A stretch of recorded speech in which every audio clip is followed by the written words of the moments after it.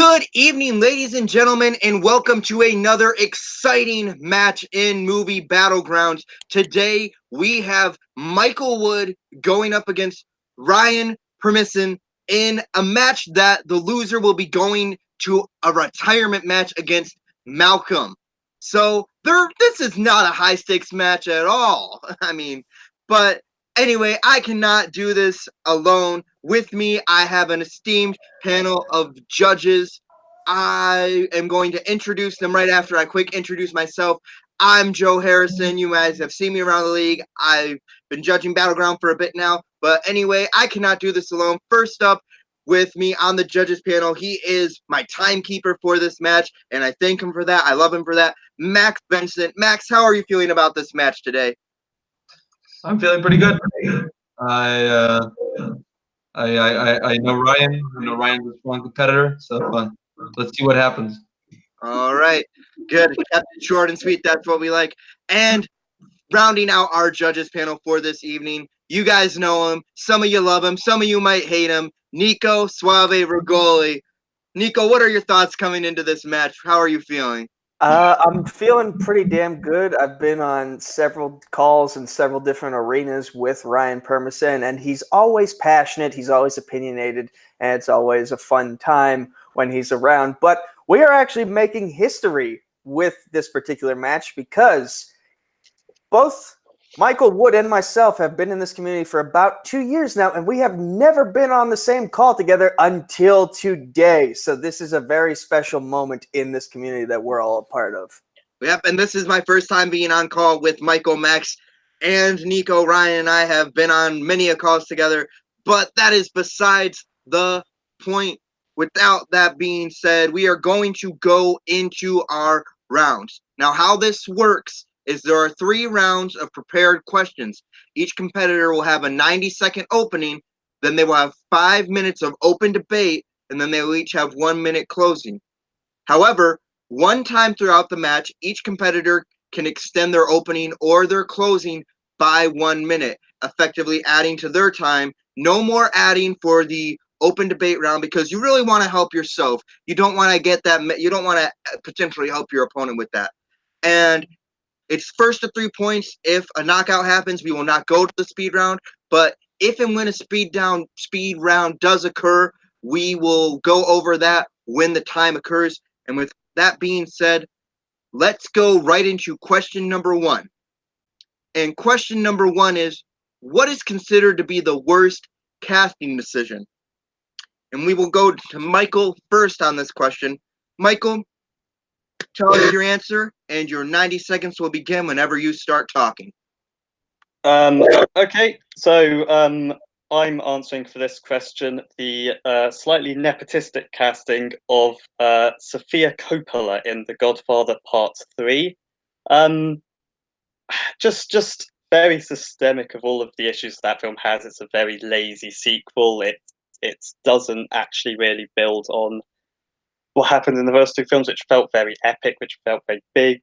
And the casting of Sofia Coppola is just very systemic. It's a lazy casting choice. It's a casting choice that doesn't work. Her actual performance is incredibly wooden. There's no real emotion. She has a very pivotal role in the film.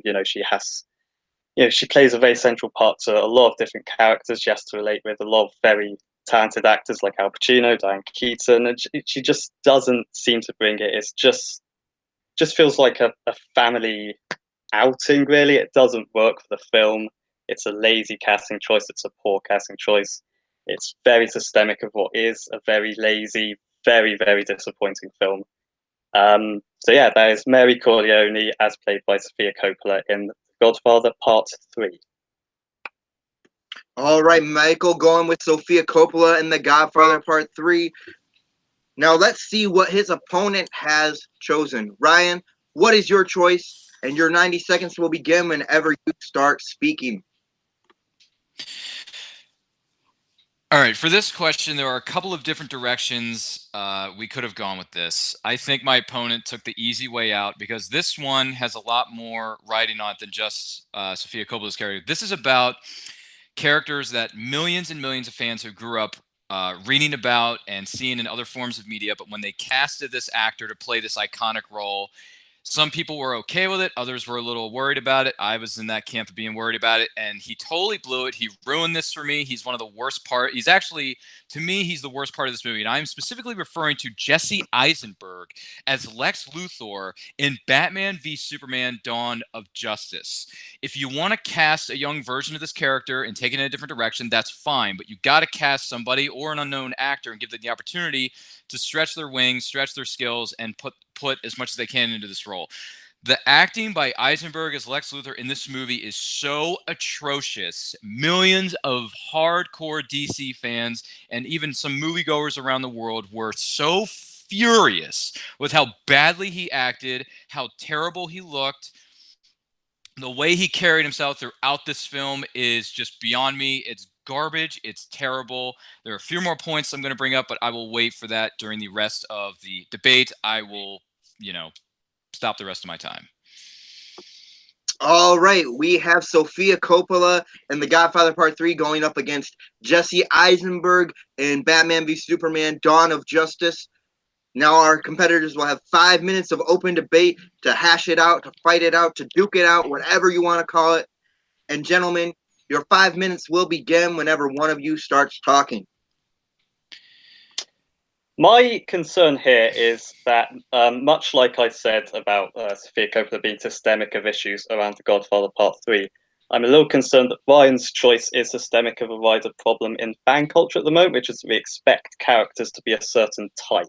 Lex Luthor is a very calm, intelligent being, and to try and do something new and interesting with that character is like just not on for some reason.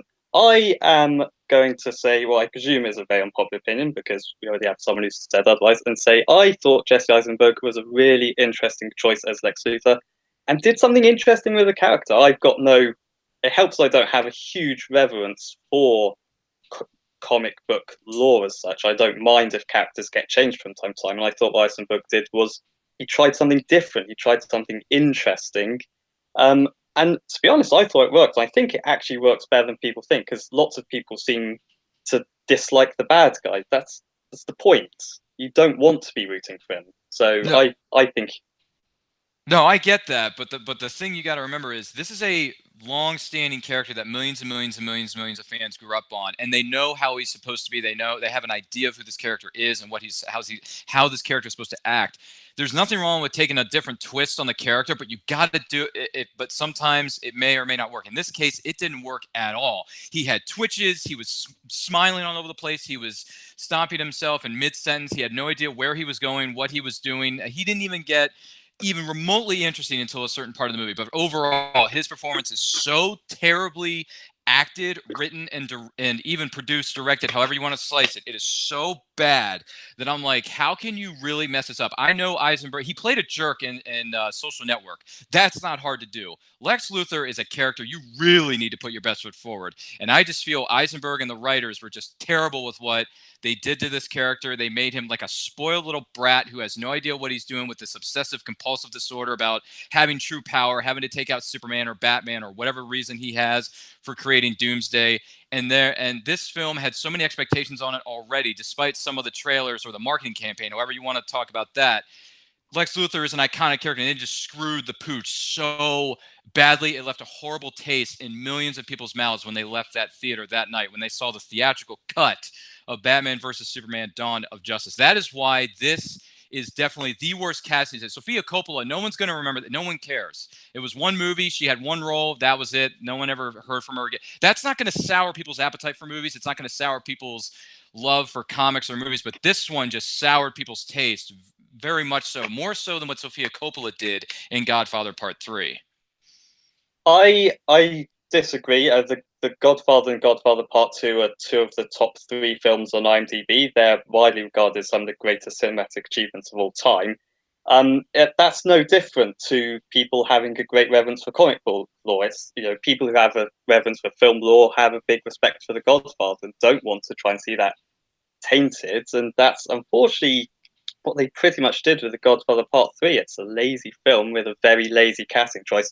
And it's not just one part in one movie. It's a very key part of the movie. She is the daughter of Michael Corleone and Kay Adams, who are the centerpieces of this I mean, certainly Michael Corleone is the centerpiece of the entire franchise, and she's playing his favored daughter in this film that has a pivotal role with her relationships with other characters, her relationship with Vincent, for example, and she has no emotion. What you say about Jesse Eisenberg, his OCD, his very frenetic nature, A, I think that's quite an interesting take. B, an OCD obsession with power. Surely that is something that a bad guy would have. And C, they are emotions, they are characteristics he brought to it, whereas Sofia Coppola doesn't bring anything. She's a very wooden performance. There's no sadness, there's no pathos, there's no joy, there's no sense of relationship with her parents or anything. It's just an empty performance. Eisenberg's performance is interesting.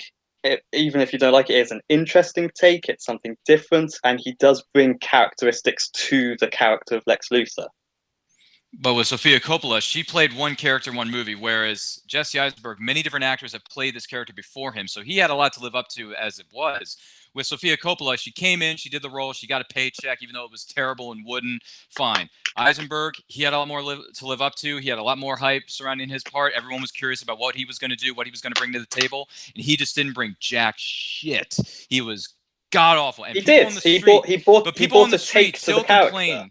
People on the street still complain to this day about how horrible Eisenberg was. I don't hear one person complaining about Sofia Coppola because it was one movie many eons ago. She wasn't even in the movie for like all three and a half hours, however long that damn movie was.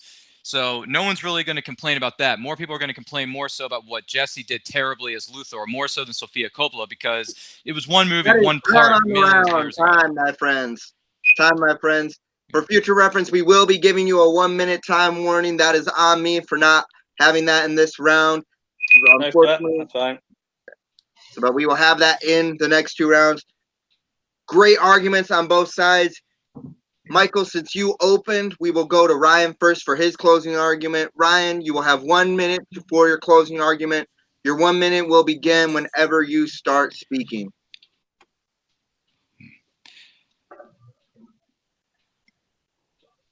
Sofia Coppola, her character Godfather 3, fine. It came, it went, people complain about it, that's fine. This part is iconic. This is a legendary character who's been around for several decades that people had so many expectations for to see what Eisenberg was going to bring to the table as Lex Luthor. And he brought nothing but trouble, terrible twitches, weird hand movements, and just walking around and talking about devils and gods and looking at his father's art collection and whatever and just threatening people with peach tea, whatever. It just didn't really work for this iteration of the character. It didn't work for the movie that they were trying to convey and the different kind of tone they were going for. And if you're going to do something with Lex Luthor, if you want to make a young version of the character, I can give you Dylan O'Brien or Alden Ehrenreich would have done 1,000,000,000 times better than anything Jesse Eisenberg could have brought to the table. If they wanted to take it in a different direction and bring in an older Lex Luthor or bring in Lex Luthor's dad, like Eisenberg was teasing in the movie, you could have brought in Bryan Cranston or even Billy freaking Zane would have done a better job as that character or that part of the character. So that is why it is by far and away the worst casting decision in the history of movies is Jesse Eisenberg as Lex Luthor. All right, that is time, man. That is time.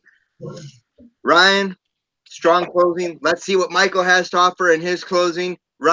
Michael, your minute will begin whenever you start talking. Alden and I like botched Han Solo. We don't need him botching another character. No point in talking about what they could have done as father. That wasn't a part of the film in the end, so it doesn't really matter. It's not just one part of one movie. It's a pivotal part of a sequel to 2 of the greatest films of all time, as said by both fans and critics. Jesse Eisenberg he brought something interesting. He brought dislikable qualities to a bad guy. He made a character we could dislike. It helped us to root for Batman in the film, for Superman in the film, for Wonder Woman. Sofia Coppola's points helped to potentially derail the legacy of the Godfather films. Jesse Eisenberg has not done the same for DCU. DC have about at least 5 films going out the top of my head, so nothing has really gone wrong there. He tried something interesting character. They were emotions that he brought to the table. Sofia Coppola does not do that. At least he did something interesting, new, and I just feel like Sofia Coppola is systemic of a lazy film. It's a lazy casting decision. She does nothing. That is time. Oh, that was a strong first round. Oh man, a lot of thoughts, a lot of words. It got heated, and we will go. I'm going to go to my judges first on this one. First, I'm going to go to Max. Max, what are your thoughts on this round, and who's going to be getting your point? All right. Well, this is a tough one for me because both of them raised some good points about both performances, which are both terrible, crap casting decisions. I felt like Michael was talking more about how The Godfather 3 is a lazy movie and how bad it is, except for talking about Sofia Coppola's bad performance. And so, and Ryan talked about more about Jesse Eisenberg's performance and how his performance really is terrible. So I'm giving the point to Ryan because of that. All right, that is 1 point for Ryan. Now I'm going to go to Nico. Nico, make some sense of this for me, and who is going to be getting your point? So I also took some notes, a lot of them too. And I feel like both competitors did a good job of laying out why their particular choice of actor for their choice of character didn't work out. So it came down to the counter arguments of why the other person's choice actually put on a better performance than the other. And I feel like when it came down to Michael talking about Jesse Eisenberg, he laid out that Jesse Eisenberg made choices to make the character of Lex Luthor unique and different from what we had seen before. And when Ryan listed in his closing argument potential replacement actors for Jesse Eisenberg, or instead of Jesse Eisenberg to play Lex Luthor, Michael shut down every single one of those potential replacement actors. Ryan, on the other hand, he kept talking about Jesse Eisenberg being atrocious, but then when it came to talking about Sofia Coppola, he just said her performance was a fart in the wind. And that's not really much of an attack. He said her performance was unimportant, whereas that doesn't really help justify whose performance was worse.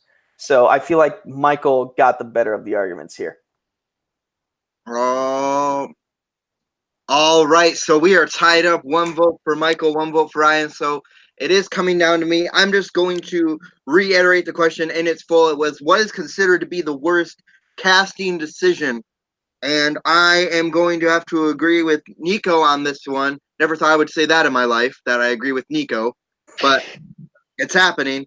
I would have to say that, that Michael did just bring up some good reasons on why it was a bad casting decision and how it was very lazy, and how the casting of Jesse Eisenberg did give some interesting choices for the character and brought in an interesting direction. So I am going to give the point to Michael. And with that, Michael takes question 1 and is now up 1-0. But we still have 2 more questions in the regular round.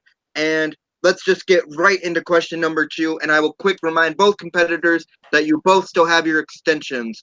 Use them wisely. Use them whenever you want to. And our second question is, what is the best film of the 1950s?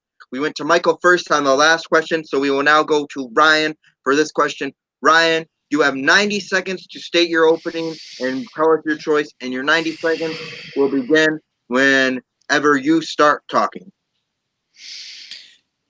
When I did a search of films that came out in the 1950s, it amazes me how some of the greatest films of all time were released during the course of that decade. I found more films than I thought I would, but the one I want to focus on to answer this question, what is the best film in the 1950s? What is the one that stands out amongst the rest? And I had to go with this one, and that is 1956's Cecil B. DeMille's The 10 Commandments. The 10 Commandments, starring Charlton Heston, Yul Brynner, again, directed by Cecil B. DeMille.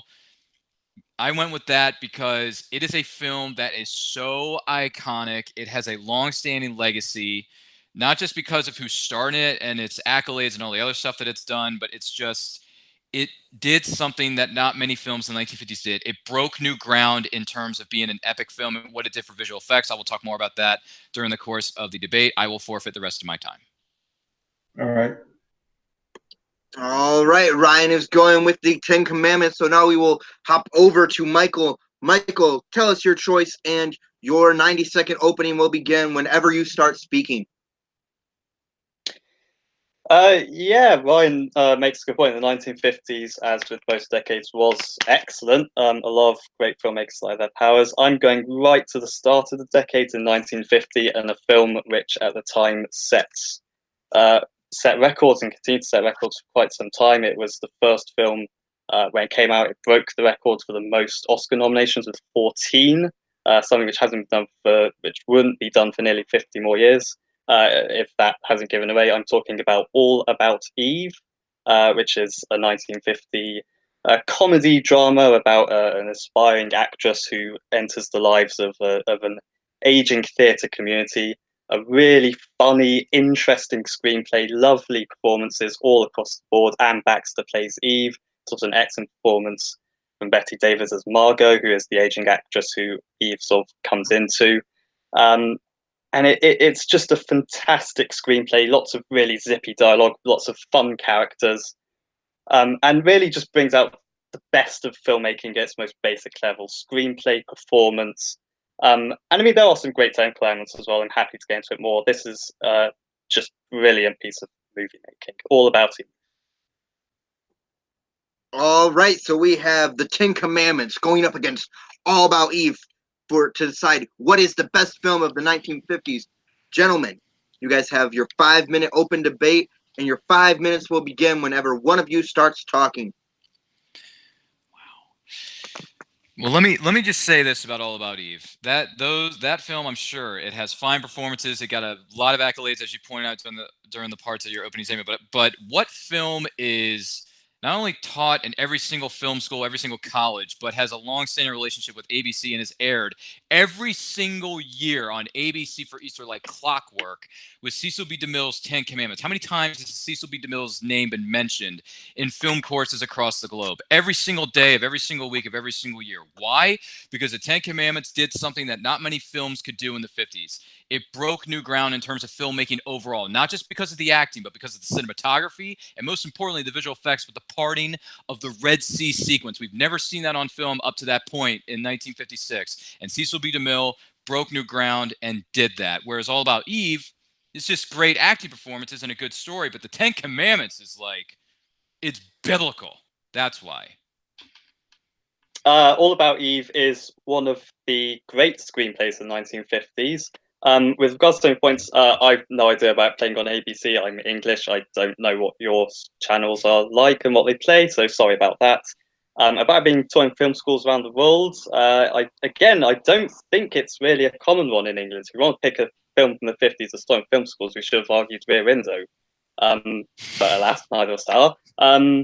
Yeah, I mean, I don't really, you know, you've got to have particular interests in some parts of the Ten Commandments to really work. Yes, there's the scene where the Red Sea parts. It looks a bit dated now. I know it might have been groundbreaking at the time, but All About Eve can hold up better in that respect because it's just simple.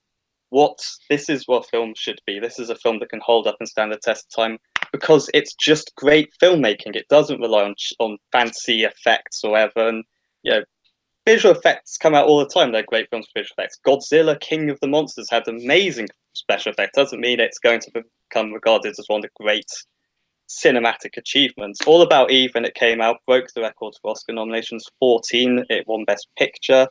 It was one of the first films to be inducted into the National Film Registry. It has 100% on Rotten Tomatoes, 98 on Metacritic. It's stood the test of time with critics and fans. It's on the IMDb Top 250 again.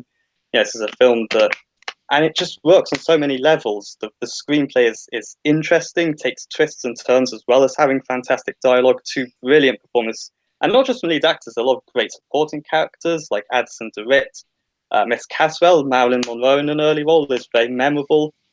It's because they're given the opportunity to say great lines of dialogue. Put this award where your heart is. I'd marry you if you didn't have blood. There's a famous screen actor coming. Oh, shame I left the autograph book in the fireplace. It's got so many great quotes, lines of dialogue, and the performances bring it to life so easily.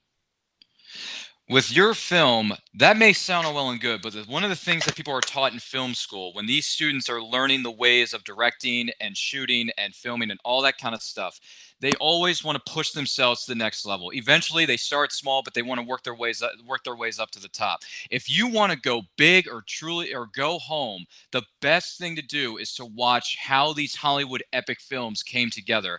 And one of the films that they use in this particular case would be, in fact, Cecil B. DeMille's The Ten Commandments, because not only does it show what filmmakers can do if they push themselves further, even beyond their limits, it shows what you can do. You can put something on paper, and that may be one, but when you actually put it out there and put your heart and your soul into it, and you create something as big and as sweeping as the Ten Commandments is, especially with the visual effects, with the ground that it broke during that particular part of time in the 1950s, that is something that every single aspiring filmmaker should go for, is go for the, start small, but definitely work your way up to the epics, the biggest of the biggest, the mecca of all meccas. I mean, you look at Ten Commandments, it's got freaking Charlton Heston. You got Yul Brynner. You got I mean, look at this. You got Best Actor. Oscar for Best We're in our Visual final Effects. minute, guys. Final minute right here. You got, it was nominated for Best Color Art Direction, Best Color Cinematography, Best Color Costume Design, Best Film Editing, Best Picture, Best Sound Recording. Heston himself was nominated for a freaking Golden Globe Award. This film itself is ranked as number 10 in the epic film categories by AFI's Top 100 list. Number 79 in AFI's 100 Years. And the character of Moses, played by Charlton Heston, is ranked as number 43 heroes in AFI's Top 100 Years. 100 Heroes and Villains. It is aired every year on Easter on ABC for 40 years. Has All About Eve been aired every year on whatever other day for certain networks or certain holidays? No, it hasn't. That is time on the round, my friends. Time on the round. Oh boy, that was something else. We don't. Oh boy. We are going to go to Michael with his closing first. I would just like to remind both of you guys, you still have your extensions to use whenever you want them. So, Michael, with that info being said, your minute will begin whenever you start talking. All About Eve is 28 currently on the AFI Top 100 as opposed to 70, whatever the Ten Commandments was. Going bigger doesn't necessarily mean better. That gives you films like Avatar, the Roland Emmerichs of this world. Going smaller is often better, but that's not really relevant. All About Eve also has, you brought up the Oscars, but All About Eve set the record for Oscars. It wouldn't be until Titanic came out that became a thing again. 14 Oscar nominations, that's insane. 4 of them were for female actresses that were acting. This is the 1950s. Female actors still were struggling to get real recognition, and this film just gave them brilliant roles. It's a fantastic bit of writing. I'd say the writing is better than in Ten Commandments. All About Eve's writing is better. I'd say the performances on All About Eve are better than in the Ten Commandments. They're natural, they're genuine, they bring life to characters without being too big and blah, blah, blah, or whatever. It has, it stood the test of time. Metacritic, Rotten Tomatoes, AFI, IMDb. It's on all of these lists really high up. Time, my friend. That is your time. Your time is up. Strong closing from Michael. We will now go to Ryan with his closing. Ryan, your minute will begin whenever you start talking.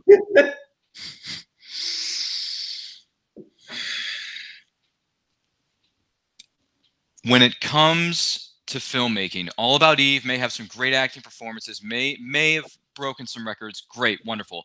The Ten Commandments, whether you believe in the biblical story of Moses or not, this film is renowned. It is celebrated each and every single year. It is taught in every single film school that's ever been built in the history of mankind. And when you think of the 50s, you think of popular filmmakers that were trendsetters, that broke new ground, that did amazing things for their decade or their careers. One of the first, if not the first name you think of is Cecil B. DeMille. You think of Cecil B. DeMille because of what he did with the Ten Commandments and all his other films combined, because of how big it was, how big in scope it was, how great it was with the story. This is about an underdog story. This is a hero's journey that everybody on some level can relate to, whereas All About Eve is just a great, fine movie. But this movie is about an underdog story, and it's a hero's journey. You just go for it. Won a million awards. The Ten Commandments is the best film of the 1950s, period.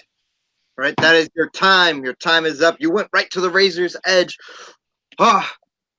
These guys both really want the win. Neither of them want to face the prospect of having to retire, and I commend that for them. We will go first to our judges panel. First on this one will be Nico. Nico, what are your thoughts on this round? Who's going to be getting your point? Okay, so again, both competitors brought up great points to hype up the movies that they selected for themselves. So it had to come down to the rebuttals again for me.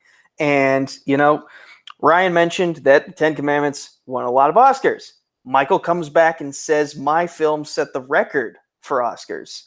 Ryan talked about how his film was inspirational to aspiring filmmakers and how it shows what a big budget action movie can look like. Michael was quick to point out bigger isn't always better, and then listed several examples of how that is.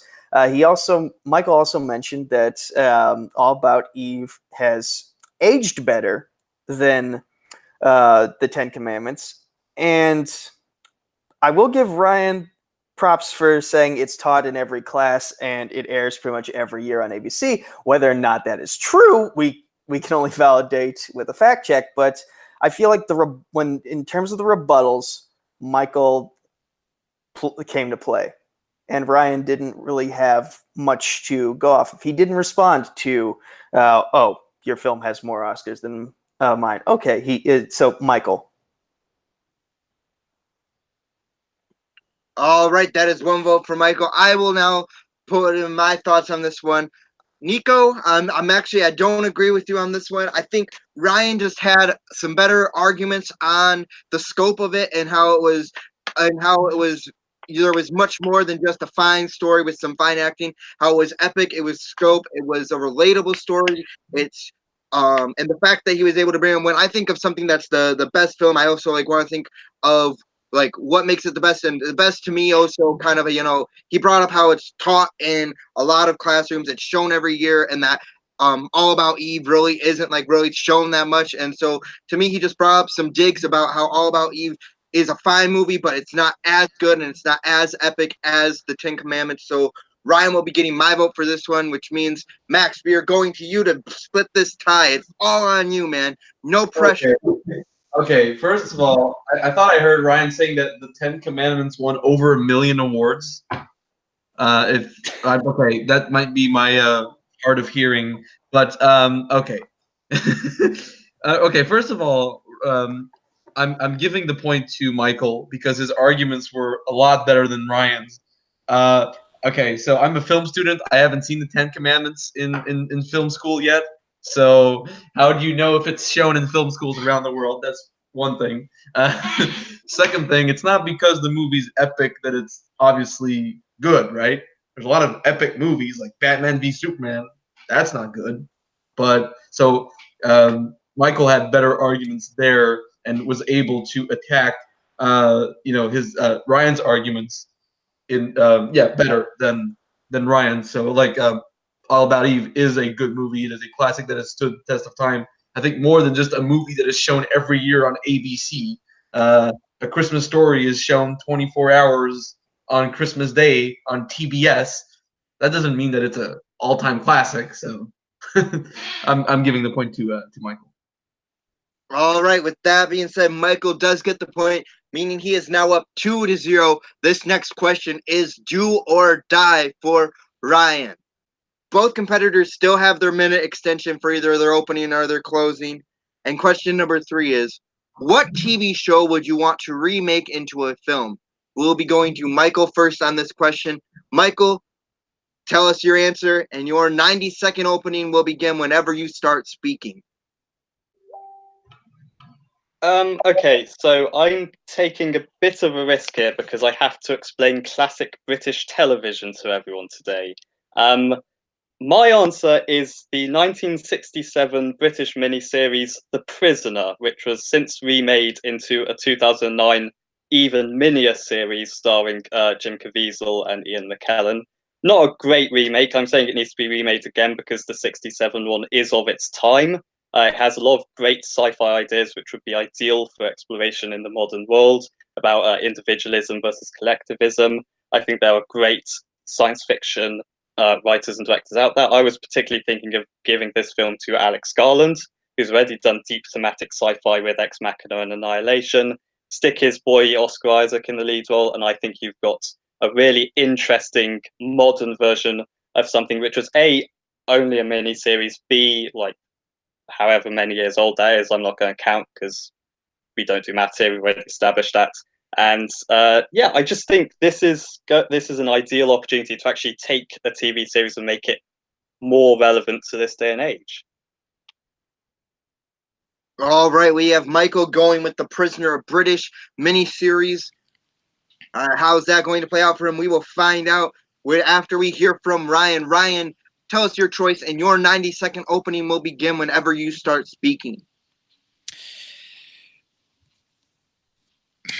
This is a very good question. And real quick to my opponent, the references you just made to The Prisoner, I understood those references to both iterations. But anyway, the point is, what TV show would I want to remake into a film? Well, there was a show that was on in the greatest decade of all time, at least for me anyway, the 1990s. There was so much goodness on television in that great decade of ours. But if I had to pick something to bring it, I'm going to pull a rabbit out of my hat here. I'm going to go with a sci-fi fantasy adventure animated series called Mighty Max. Mighty Max is about a 12-year-old kid who comes home one day from school. He has this mysterious package delivered to his house. He puts on the hat, and he realizes that he has the ability to travel through space as well as time. So it's time travel meets space travel, all rolled into one. And it was an animated series with the voices of Rob Paulson from Teenage Mutant Ninja Turtles as Mighty Max. You had the legendary actor known as Tim Curry as the villain in this series. You also had the voices of Tony Jay, Richard Mall in the animated series. Lasted 2 seasons in the 90s. It had a huge toy line, giant following all over the place, at least in the US anyway.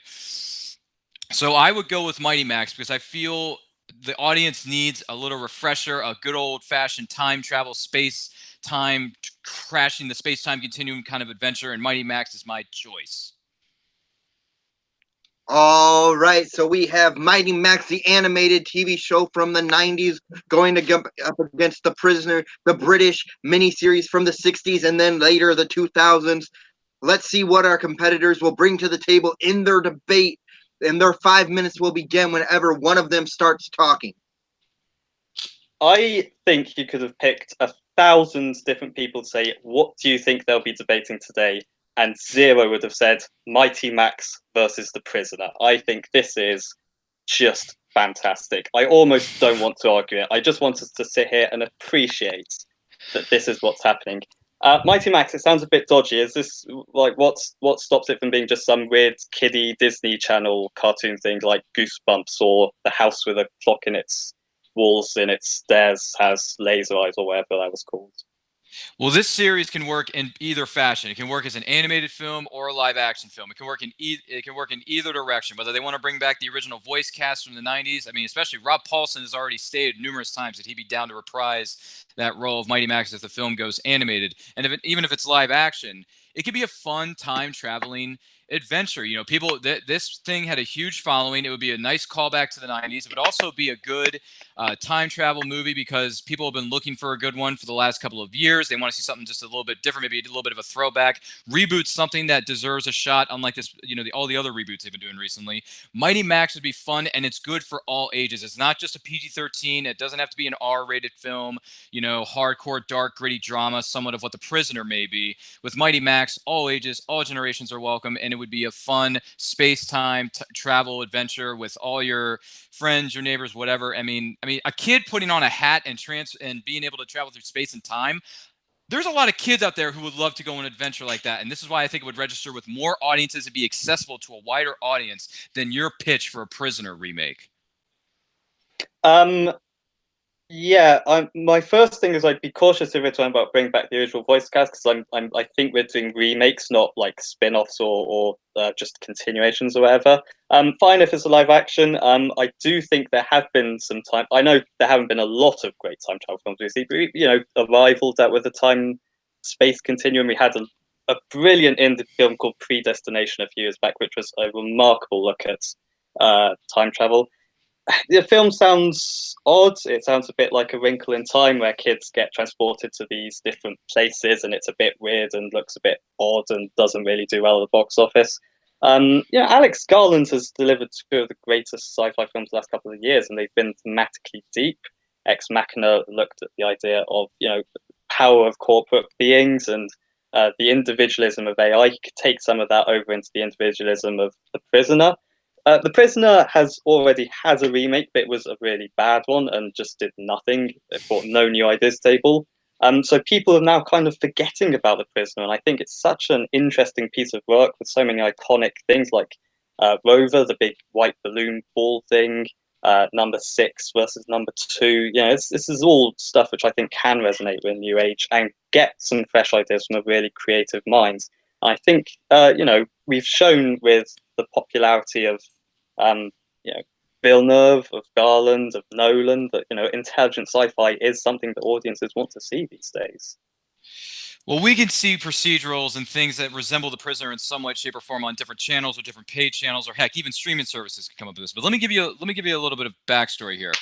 Mighty Max isn't alone on this journey with him. He has a wise talking fowl named Virgil and Norman, a Viking bodyguard that travel with him to these different time periods and these different dimensions when he's traveling. That is a good selling point right there. His cap allows him to travel through space and time, and also if the evil Skullmaster, who in the original series was voiced by Tim Curry, he believes he is responsible for the downfall of the Lumerians and the people of Atlantis. So Max is trying to go back in time and save these Atlanteans and save this kingdom and save the Lumerians and all that kind of crazy stuff. That to me is like, I mean, seriously, talking foul, a Viking bodyguard who carries around a sword. He's big as a house, guards Mighty Max with his life. Mighty Max is making all the pop culture references and trying to figure out what's going on and just trying to find his place in not only this journey that he's on himself, but also find his place in the world as a preteen. He's 12 years old.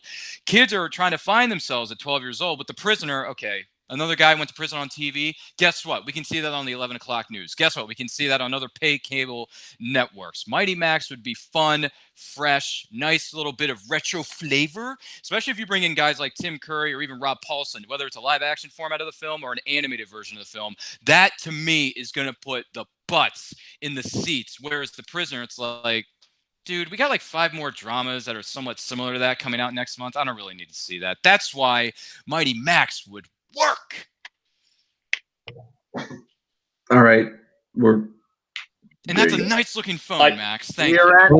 You're at time. Unfortunately, that is time on the round. We heard from Michael first for his opening, so we will go to Ryan first for his closing. Both competitors still have their extension. This is the last chance for either of them to use their extension. Ryan is shaking his head. No, he is opting not to use his extension.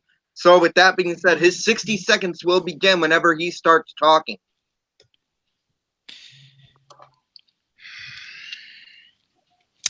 We saw the end of an era with the MCU with Endgame. We've seen the end of other franchises and other TV shows happen already this year. It's time to get away from the sadness, get away from the end of one thing, and start something new. Start something that everyone would want to jump on and just go for the ride and enjoy this adventure. Bringing back Mighty Max, about a 12-year-old kid who puts on a cap and can travel through space and time alongside his wise companions, Virgil, who was a talking fowl, and Norman, a giant Viking bodyguard, to travel through space and time to defeat the evil Skullmaster, who's responsible for the downfall of the Lumerians and the people of Atlantis, to travel to different periods, different times. You can do all different kinds of things with this film. You can do it in different genres. You can throw in different elements of a genre. You can throw in different elements of sci-fi, different elements of fantasy. It could be a mixture of a lot of different things into one great adventure film that all audiences would love to go on, and it would be accessible to a wide audience for people of all ages, their families, their friends, their neighbors, their coworkers, what have you, would be all for it and enjoy it. Time. All right. Ryan going up to his minute. Michael, your closing statements, please. Once again, this is your last chance to use your minute extension. If you would like to use it, vocalize it now or forever hold your peace. No, I'm saying no. I'm sort of saying nope. Okay. Let's just all go. Right. Well, that is a no. So his minute, your minute, will begin whenever you start speaking. Ryan mentioned a lot of this is just going to be like another procedural, except it isn't. It's not just a typical police drama. It's a fairly cerebral sci-fi with a lot of thematic depth to it. So it is going to be a lot different things that we've seen certainly in the modern era. It's something which can just be. You can take someone with ideas and you can stick it into a film which is begging for political subjects. Subtext is dripping with potential for thematic exploration. Mighty Max kind of just at the moment is sounding like another standard kids film, like in the vein of Wrinkle in Time. It's time travel. We've seen it before. I completely forgot to mention Rick and Morty. We already have a successful animated time travel show, which is super popular.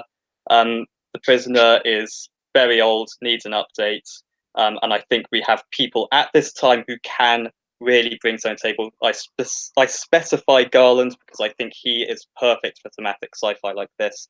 I think he can. I'm being beat. I will stop. Yep, that is your time.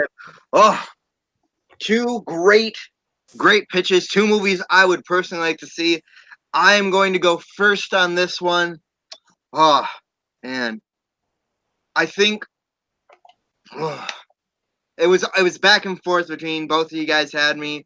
I think I'm gonna have to give my point for this one to Michael. I think Michael and his closing was able to bring up that we already see successful time travel stuff, and it would just very much be like standard time travel kids film, and we already have that. But with The Prisoner, it would be more cerebral, and there are people who could really attach to it, and it is primed for an update and needs one, but there are stuff that's similar to Mighty Max that already exists, so it really doesn't need a film.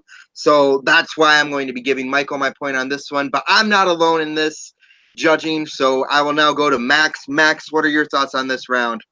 Well, first of all, Ryan, I'm very honored that you would pick a show that has my name in the title. So that's great.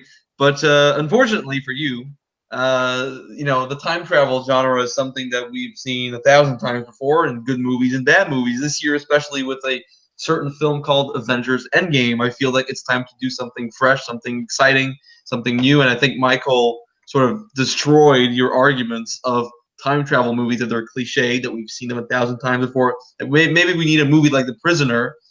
Maybe it's going to do well or it's not going to do well. It doesn't really matter. A fresh update on an old British TV show might be a little better than a time travel movie through space and time. That there's 1,000 movies that already do that. So what's going to be the fresh update? You're going to bring the old cast back? I mean, it's pretty much, I don't know, a little pointless. So I'm giving the point to Michael for that. And your winner, with a final score of 3-0, Michael Wood. That brings, unfortunately, Ryan. You will be going to play in a retirement match against Malcolm. But so we're going to hear from our competitors real quick. First, we're going to go to our unfortunate second place finisher. Ryan, how are you feeling about that match, man? Oh, I'm sorry. I was just getting in touch with my agent. I got a couple other bookings coming up soon I got to focus on. But anyway, look, let's face it, my record speaks for itself. I'm not very good at this at all. I've tried to bring up points, but they're just not enough to push the rock up the mountain, or the boulder, I should say, up the mountain. Jeez. So congrats to my opponent. He had some good picks there. I'm not going to lie. In the 50s, good Lord, there were so many great films. It was hard to narrow it down to just one. And yes, Rear Window did come up in my Google search, but still, I didn't choose it. I was also going to pick On the Waterfront. I was either torn between On the Waterfront or 10 Commandments, so I went with the sweeping epic film 10 Commandments. But it didn't serve me in this case. No. I couldn't part the Red Sea with that one. But no, this, hey, I came, I saw, I lost horribly, but whatever. Congrats to Michael. Great match. Did a great job. Great answers to these questions. You came in with points and counterpoints. So my hat's off to you, good sir. Wish you the best of luck going forward. But yeah, I'm going to play in a retirement match with Peter Jackson's twin, Malcolm. So that'll be fun. I don't care if I get retired. I really don't, because I'm more of a movie trivia player than a movie debate player. That's just my personal taste. That's what I prefer to be when it comes to these communities. But thanks for having me. The judges panel, my hat's off to you guys. Did a good job. Thanks for those of you who tried to give me the point, even though I didn't get the point. But still, I appreciate your support in those matters. Mighty Max, hey, if they ever do make the film, Max, you should audition for the film, man. You should audition for the film. You should get the role. You deserve it. Whether it's voiceover or live action, it doesn't matter. I want to see you do something great with your life. Do something great with your career. And I wish you nothing but the best. Thanks for having me. Back to you at the desk. I'm a loser, but whatever. I'll move on to bigger and better things after this. Thanks, fellas. Ryan, you are not a loser. You're an unfortunate second place finisher. But now we will go to our winner, Michael, you have a huge weight off your shoulders now. You aren't potentially going to be retired. How are you feeling about this win, especially with this win being a knockout win? Your first win is via knockout. How are you feeling? Okay, right. Firstly, I want to thank Ryan for a couple of different things. One, we fought twice now. He's excellent. I have no idea how he's not 4. He's a very someone said at the start he was a very intense fighter. He is. Bloody hell, he gets you up against the ropes. He makes a lot of very good points, and he has a real passion for the things he argues for. I do love that, and I can't believe that he's got a possibility of being retired. It makes absolutely no sense to me whatsoever. Even today, the same thing I want to thank for is some of the picks. I've been one of my frustrations with this is sometimes I get caught arguing about Marvel films or Adam Sandler films or whatever. The Prisoner versus Mighty Max. That's such a that's incredible. That's stuff I live for. Arguing about 50s movies, I love that, and I thought the reason I bought Rear Ends up a couple times is because I had so much money on him picking that up. I scanned his letterbox and he had that very highly rated. And he caught me off guard. I thought I was dead and buried to that one. I think he made some great points. It was a really good fight. I really enjoyed it. It is obviously good to win. It's good to win without having to go into the speed rounds, because I think I've lost every single speed round question I've faced. But thank our good Lord and Saviour Olivia Colman that I did not have to argue in the speed round today. All right, we have heard from our competitors now. Let's get some final thoughts from our judges panel, starting off with Max. Max, what are your thoughts on this match? How are you feeling? I'm feeling great. This was a pretty interesting match. I have played Ryan and Michael before, if I'm not mistaken, and I have beat both of them. So, this Rub was it in our face, why don't you? Cheers, Max. Why not? So this was fun to watch them have at it again without me intervening and beating them with facts and logic. So it was a great match. All right.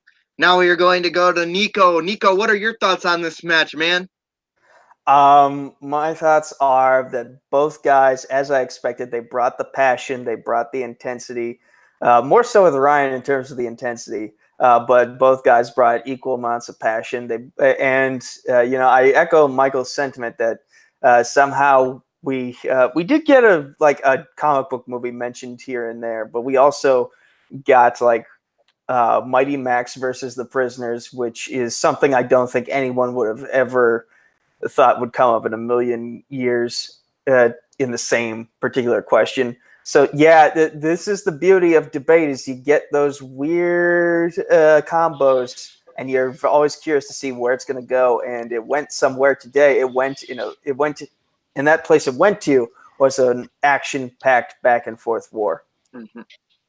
Thank you. My thoughts exactly. This was a great match. Two passionate fighters, two people with really interesting choices, two people who I was shocked looking at their records coming into it. They fight hard. They fight with a ferocity that is unmatched, and it was an amazing match to judge. It was great to have you guys. So for myself, for Michael, for Ryan, for Max, for Nico, for everyone here at Movie Battleground, good night, good morning, and good evening.